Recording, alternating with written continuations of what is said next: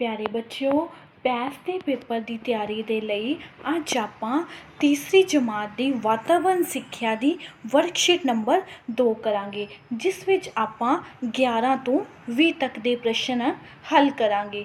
ਬੱਚਿਓ, ਇਹਨਾਂ ਪ੍ਰਸ਼ਨਾਂ ਨੂੰ ਹੱਲ ਕਰਨ ਦੇ ਲਈ ਤੁਹਾਨੂੰ ਤੁਹਾਡੀ ਵਾਤਾਵਰਨ ਸਿੱਖਿਆ ਦੀ ਕਿਤਾਬ ਦੇ 1 ਤੋਂ 6 ਪਾਠਾਂ ਦਾ ਗਿਆਨ ਹੋਣਾ ਬਹੁਤ ਜ਼ਰੂਰੀ ਹੈ।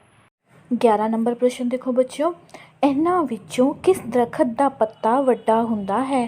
ਪਹਿਲਾ ਵਿਕਲਪ ਟਾਹਲੀ, ਦੂਸਰਾ ਵਿਕਲਪ ਬੋਹੜ, ਤੀਸਰਾ ਵਿਕਲਪ ਨਿੰਮ, ਚੌਥਾ ਵਿਕਲਪ ਕਿੱਕਰ। ਬੱਚਿਓ, ਬੋਹੜ ਦੇ ਦਰਖਤ ਦਾ ਪੱਤਾ ਸਭ ਤੋਂ ਵੱਡਾ ਹੁੰਦਾ ਹੈ, ਇਸ ਲਈ ਦੂਸਰਾ ਵਿਕਲਪ ਬਿਲਕੁਲ ਠੀਕ ਹੈ, ਬੋਹੜ। ਅਗਲਾ ਪ੍ਰਸ਼ਨ ਦੇਖੋ ਬੱਚਿਓ, ਚਟਨੀ ਬਣਾਉਣ ਲਈ ਕਿਸ ਦੇ ਪੱਤੇ ਵਰਤੇ ਜਾਂਦੇ ਹਨ? ਪਹਿਲਾ ਵਿਕਲਪ ਟਾਹਲੀ ਦੇ, ਦੂਸਰਾ ਵਿਕਲਪ ਨਿੰਮ ਦੇ, ਤੀਸਰਾ ਵਿਕਲਪ ਪੁਦੀਨੇ ਦੇ, ਚੌਥਾ ਵਿਕਲਪ ਕੇਲੇ ਦੇ। ਬੱਚਿਓ, ਆਪਾਂ ਸਾਰੇ ਜਾਣਦੇ ਹਾਂ ਕਿ ਆਪਾਂ ਪੁਦੀਨੇ ਦੀ ਚਟਨੀ ਬਣਾਉਂਦੇ ਹਾਂ, ਤਾਂ ਇਸ ਲਈ ਤੀਸਰਾ ਵਿਕਲਪ ਬਿਲਕੁਲ ਸਹੀ ਹੈ, ਪੁਦੀਨੇ ਦੇ। ਅਗਲਾ ਪ੍ਰਸ਼ਨ ਦੇਖੋ ਬੱਚਿਓ, ਲੋਕ ਕਿਸ ਪੌਦੇ ਦੀ ਪੂਜਾ ਕਰਦੇ ਹਨ? ਪਹਿਲਾ ਵਿਕਲਪ ਪੁਦੀਨੇ ਦੀ, ਦੂਸਰਾ ਵਿਕਲਪ ਨਿੰਮ ਦੀ, ਤੀਸਰਾ ਵਿਕਲਪ ਗੁਲਾਬ ਦੀ, ਚੌਥਾ ਵਿਕਲਪ ਤੁਲਸੀ ਦੀ।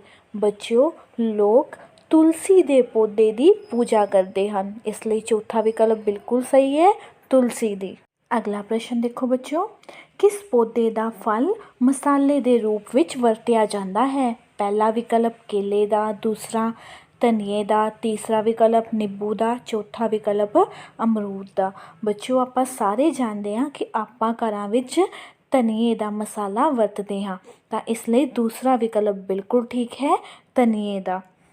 ਅਗਲਾ ਪ੍ਰਸ਼ਨ ਦੇਖੋ ਬੱਚਿਓ, ਸੱਟ ਲੱਗਣ 'ਤੇ ਤੁਹਾਨੂੰ ਕੀ ਲਗਾਉਣਾ ਚਾਹੀਦਾ ਹੈ?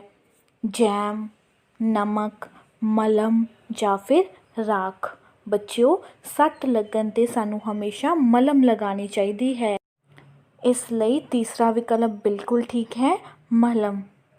16 ਨੰਬਰ ਪ੍ਰਸ਼ਨ ਦੇਖੋ ਬੱਚਿਓ, ਸਾਨੂੰ ਆਪਣੇ ਬਜ਼ੁਰਗਾਂ ਦਾ ਕੀ ਕਰਨਾ ਚਾਹੀਦਾ ਹੈ? ਪਹਿਲਾ ਵਿਕਲਪ ਨਫ਼ਰਤ, ਦੂਸਰਾ ਵਿਕਲਪ ਸਤਿਕਾਰ, ਤੀਸਰਾ ਵਿਕਲਪ ਨਿਰਾਦਰ, ਚੌਥਾ ਵਿਕਲਪ ਕੁਝ ਵੀ ਨਹੀਂ।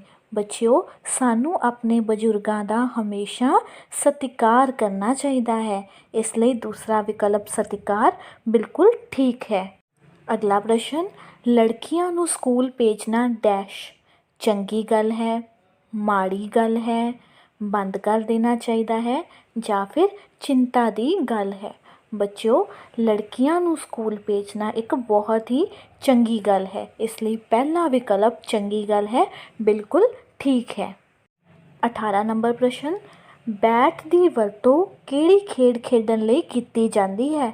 ਪਿੱਠੂ ਗਰਮ, ਖੋ-ਖੋ, ਹਾਕੀ ਜਾਂ ਫਿਰ ਕ੍ਰਿਕਟ। ਬੱਚਿਓ, ਆਪਾਂ ਕਿਹੜੀ ਖੇਡ ਦੇ ਵਿੱਚ ਬੈਟ ਦੀ ਵਰਤੋਂ ਕਰਦੇ ਹਾਂ? ਕ੍ਰਿਕਟ ਦੀ ਖੇਡ ਦੇ ਵਿੱਚ ਬੈਟ ਦੀ ਵਰਤੋਂ ਕਰਦੇ ਹਾਂ, ਇਸ ਲਈ ਚੌਥਾ ਵਿਕਲਪ ਕ੍ਰਿਕਟ ਬਿਲਕੁਲ ਠੀਕ ਹੈ। ਅਗਲਾ ਪ੍ਰਸ਼ਨ, ਮੰਮੀ ਦੇ ਮਾਤਾ ਪਿਤਾ ਦਾ ਘਰ ਕੀ ਹੁੰਦਾ ਹੈ? ਓਪਰਾ ਘਰ, ਆਪਣਾ ਘਰ, ਨਾਨਕਾ ਘਰ ਜਾਂ ਫਿਰ ਦਾਦਕਾ ਘਰ।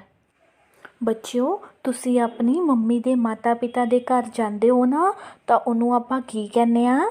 ਨਾਨਕਾ ਘਰ, ਕਿ ਅਸੀਂ ਨਾਨਕੇ ਘਰ ਚੱਲੇ ਹਾਂ, ਇਸ ਲਈ ਤੀਸਰਾ ਵਿਕਲਪ ਬਿਲਕੁਲ ਠੀਕ ਹੈ, ਨਾਨਕਾ ਘਰ। ਮੰਮੀ ਦੇ ਮਾਤਾ ਪਿਤਾ ਦਾ ਘਰ ਨਾਨਕਾ ਘਰ ਹੁੰਦਾ ਹੈ। ਅਗਲਾ ਪ੍ਰਸ਼ਨ, ਤੁਹਾਡੇ ਮਾਤਾ ਪਿਤਾ ਵੀ ਪਹਿਲਾਂ ਡੈਸ਼ ਬੁੱਢੇ ਸਨ, ਵੱਡੇ ਕੱਦ ਵਾਲੇ ਸਨ, ਬੱਚੇ ਸਨ ਜਾਂ ਫਿਰ ਉੱਚੇ ਲੰਬੇ ਸਨ? ਦੱਸੋ ਬੱਚਿਓ, ਫਿਰ ਕਿਹੜਾ ਉੱਤਰ ਸਹੀ ਹੈ?